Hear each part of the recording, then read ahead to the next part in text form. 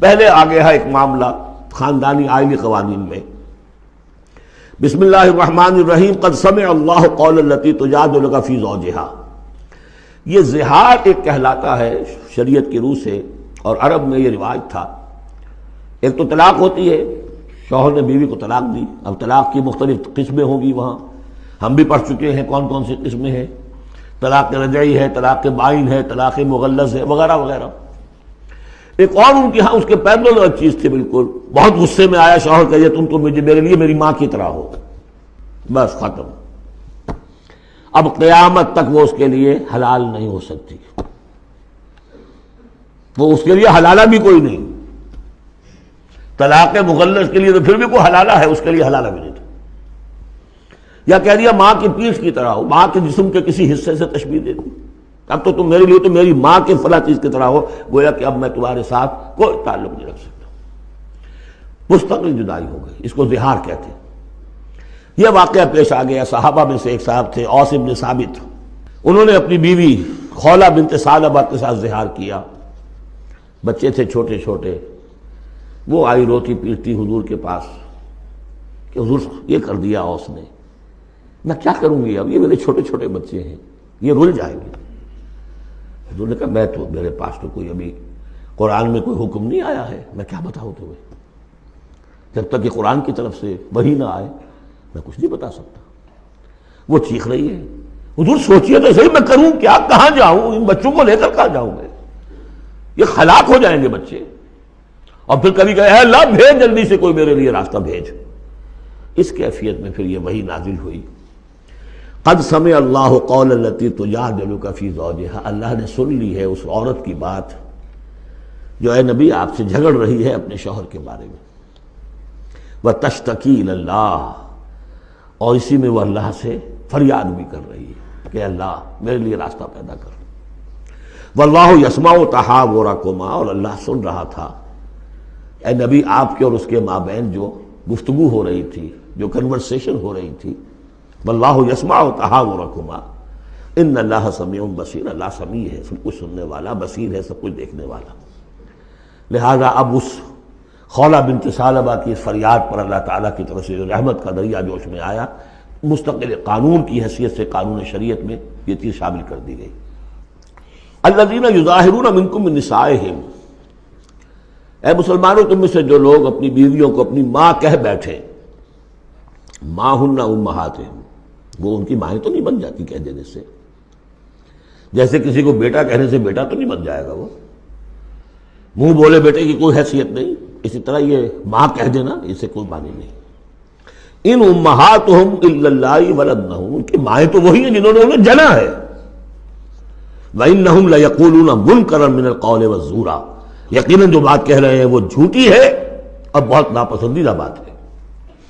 وَإِنَّ اللَّهَ لَعَفُوٌّ غَفُورٌ، اللہ تعالیٰ عفو ہے، معاف فرمانے والا ہے اور غفور ہے، بخشنے والا ہے. چونکہ ابھی تک یہ رواج تھا، چل رہا تھا، لہذا اگر اوس سے یہ بات ہو گئی ہے تو اللہ معاف کرے گا انہیں، اور جس سے بھی ہوئی ہے اس وقت اللہ معاف کرے گا. لیکن اب جو ہے قانون آ رہا ہے. وَالَّذِينَ يُظَاهِرُونَ مِن نِّسَائِهِمْ ثُمَّ يَعُودُونَ لِمَا قَالُوا، وہ لوگ کہ جو اپنی بیویوں کو اپنی ماں سے یا اپنی ماں کے جسم کے کسی حصے سے تشبیہ دے بیٹھے اور پھر وہ لوٹنا چاہیں، اعادہ کرنا چاہیں لما قالوا، جس بات کو انہوں نے کہا تھا اس سے واپس آنا چاہیں. فَتَحْرِيرُ رَقَبَةٍ مِّن قَبْلِ أَن يَتَمَاسَّا، تو ایک غلام کو آزاد کرنا ہوگا اس سے پہلے کہ وہ آپس میں ایک دوسرے کو مس کریں. ذَلِكُمْ تُوعَدُونَ بِهِ، گویا کہ کفارہ بتا دیا اللہ تعالیٰ نے، اس کا کفارہ ادا کرو اور بس بات ختم. ذالکم توعظون، یہی ہے جس کا کہ تمہیں واعظ کہا جا رہا ہے، نصیحت کی جا رہی ہے، ہدایت دی جا رہی ہے. واللہ بما تعملون خبیر، اور جو کچھ تم کر رہے ہو اللہ اس سے باخبر ہے. فمن لم یجد، تو جو کوئی نہ پائے، کوئی غریب آدمی ہے جس سے کہ یہ حرکت ہو گئی ہے اور وہ اب اس کے پاس کوئی غلام نہیں ہے، اب غلام خریدے پھر آزاد کرے، اس کے پاس پیسہ نہیں ہے. فمن لم یجد فصیام شہرین متتابعین من قبل یتماسا، جس کے پاس نہ ہو یہ اتنی مقدرت تو وہ 2 مہینوں کے روزے رکھے متواتر لگاتار، اس سے پہلے کہ وہ آپس میں ایک دوسرے کو چھوئیں. اب یہ بھی بہت سخت سزا ہے، 2 مہینے کے روزے متواتر، بیچ میں کوئی چھوٹے نہ۔ فمن لم یستطع، ایسا بھی ہو سکتا ہے کسی میں اتنی ہمت نہ ہو، کوئی اتنا ضعیف ہے، کوئی بیمار ہے، کسی کو ڈائبٹیز ہے، کچھ اور ہے، وہ روزے نہیں رکھ سکتا۔ فمن لم یستطع فاطعام 60 مسکینا، تو 60 مسکینوں کو کھانا کھلانا، ایک روز کی روزی جو ہے، اور وہ ہو بھی من اوسط ما تطعمون اہلیکم، وہ کھانا ہوگا جو تم اپنے اہل و عیال کو کھلاتے ہو، وہ اوسط کھانا۔ ذالک لتؤمنوا باللہ ورسولہ، یہ اس لیے ہے تاکہ تم یقین کرو اللہ پر، اس کے رسول پر۔ میں کافی عرصے تک اور کافی تلاش بھی میں نے کیا کہ اس کا مفہوم کیا ہے، یہ تمہیں دیا جا رہا تاکہ تم ایمان رکھو اللہ پر، اس کے رسول پر، کیا مطلب ہوا؟ بات سمجھ میں آ گئی۔ واقعہ یہ کہ جب کوئی شخص کفارہ ادا کرتے ہوئے یہ سختی جھیلتا ہے اس خیال کے ساتھ کہ اللہ کا قانون ہے، تو اس کے ایمان میں اضافہ ہوتا ہے، یقین بڑھے گا، اس کو مشقت کر رہا ہے۔ جیسے کہ ایمان سے عمل صالح پیدا ہوتا ہے، عمل صالح سے بھی ایمان پیدا ہوتا ہے۔ یہی بات سورہ حجرات میں ہم دیکھ آئے تھے، یمنون علیک ان اسلموا قل لا تمنوا علی اسلامکم بل اللہ یمن علیکم ان ہداکم للایمان ان کنتم صادقین۔ ایمان کے راستے پر اللہ تمہیں لے آیا ہے، اسلام میں داخل ہو گئے ہو تو ایمان تک بھی پہنچ جاؤ گے، اور یہ اللہ کا بڑا احسان مانو۔ تو فرمایا ذالک لتؤمنوا باللہ ورسولہ، یہ اس لیے ہے تاکہ تم ایمان پوری طرح تمہارے اندر ایمان اور راسخ ہو جائے اللہ پر اور اس کے رسول پر۔ وتلک حدود اللہ، یہ اللہ کی حدود ہے۔ وللکافرین عذاب علیم، اور کافروں کے لیے بہت دردناک عذاب ہے۔ اعوذ باللہ من الشیطان الرجیم، بسم اللہ الرحمن الرحیم۔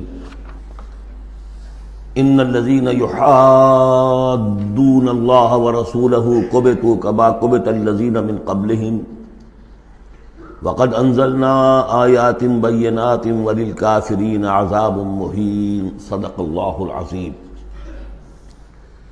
جیسا کہ میں عرض کر چکا ہوں، سورہ حدید میں اللہ تعالیٰ کے لائق دیے ہوئے نظام عدل و قسط کے قیام کو، انبیاء کرام کی بعثت، کتابوں کے نزول، اور جو میزان اللہ نے عطا فرمائی ہے اس کا مقصد قرار دیا گیا۔ ظاہر بات ہے کہ اس نظام عدل و قسط کو قائم کرنے کے لیے ایک جد و جہد، ایک سعی کرنی پڑے گی، اور اس میں یقیناً رکاوٹ ڈالی جائے گی ان لوگوں کی طرف سے کہ جو ایک غیر عادلانہ نظام میں مفادات اٹھا رہے ہوں، جن کو کہ کچھ پریولیجز حاصل ہوں۔ مثلا فرض کیجئے کسی معاشرے کے اندر سیاسی ریپریشن ہے، جبر ہے، ظاہر بات ہے کہ وہ ڈکٹیٹر ہیں، کچھ لوگ ہیں کہ جنہوں نے دوسرے لوگوں کو دبایا ہوا ہے، وہ کبھی پسند نہیں کریں گے کہ لوگوں کو ان کے حقوق مل جائیں۔ یا کسی معاشرے کے اندر زیادہ نمایاں چیز جو ہے وہ معاشی استحصال ہے، اکنامک ایکسپلائٹیشن ہے۔ نتیجہ کیا ہوگا کہ ایک طبقہ ہوگا غرباء کا، ہیو ناٹس کا، ایک ہوگا ہیوز کا۔ وہ ہیوز والے جو ہیں کبھی نہیں چاہیں گے کہ نظام بدلے، وہ رجسٹ کریں گے ٹوتھ اینڈ نیل۔ لہذا ایک کشاکش، ایک تصادم ناگزیر ہے۔ اس تصادم کے لیے 2 گروہ نمایاں ہوتے چلے جائیں گے، ایک جو اللہ کے دین کے پر ایمان رکھنے والے اور جنہوں نے اپنی زندگیوں کو اس کام کے لیے وقف کر دیا ہو کہ اللہ کے دین کو نافذ کریں، دوسرے وہ کہ جو ان کی مخالفت کریں گے۔ اب ان دونوں کی کشاکش اور دونوں کے لیے علیحدہ علیحدہ عنوان ہیں جو تجویز کیے جا رہے ہیں سورہ مجادلہ میں۔ ارشاد ہوا ان الذین یحادون اللہ ورسولہ، یہ یحادون یہ بھی حدید سے ہی بنا ہے، محاددہ باب مفاعلہ، جیسے جوہد سے مجاہدہ تو محاددہ مقاتلہ باب مفاعلہ، یعنی سخت مخالفت، پوری طاقت کے ساتھ مخالفت۔ یقیناً وہ لوگ جو پوری قوت کے ساتھ مخالفت کرنے پر تل گئے ہیں اللہ کی اور اس کے رسول کی، اور ظاہر بات ہے کہ اللہ اور اس کے رسول سے مراد اللہ کا دین ہے۔ اللہ تعالیٰ کی ایک تکوینی حکومت تو پوری دنیا میں ویسے ہی قائم ہے، اللہ کی کوئی کیا مخالفت کرے گا؟ اللہ کے رسول صلی اللہ علیہ وسلم سے بھی ذاتی پرخاش کسی کو کچھ نہیں تھی، کوئی ذاتی چپکلش نہیں تھی، جیسا کہ سورہ انعام میں ہم نے پڑھا ہے وَلَٰكِنَّ الظَّالِمِينَ بِآيَاتِ اللَّهِ يَجْحَدُونَ، یہ تو اللہ کی آیات کا انکار کر رہے ہیں۔ اے نبی جنگ آپ سے نہیں ہے ان کی، وہ تو ہمارے دین سے ہے۔ تو یعنی وہ لوگ کہ جو پوری قوت کے ساتھ مقابلہ کر رہے ہیں، مخالفت کر رہے ہیں اللہ کی اور اس کے رسول کی، یعنی اس کے دین کی اور اس کے دین کے قیام کی۔ دین بھی اگر رکھا رہے کتابوں میں لکھا ہوا اور مزید پی ایچ ڈیز اس پہ آپ کرتے رہیے، کتابیں لکھتے رہیے، تو انہیں کوئی اعتراض نہیں، لیکن جب آپ یہ کہیں گے کہ اس دین کو قائم کرنا ہے تو یہ ہے بات کہ جو بہرحال ٹھنڈے پیٹوں برداشت نہیں کی جا سکتی۔ ان الذین یحادون اللہ ورسولہ کبتوا کما کبت الذین من قبلہم، وہ خار ہو گئے، تباہ ہو گئے جس طریقے سے کہ ان سے پہلے کے لوگ تباہ ہوئے تھے۔ یعنی یہ کہ جیسے قوم فرعون تباہ ہوئی، قوم نوح تباہ ہوئی، قوم ہود تباہ ہوئی، جس نے بھی مخالفت کی اللہ کی اور اس کے رسول کی، ان کا جو انجام ہوا وہ تمہیں معلوم ہے۔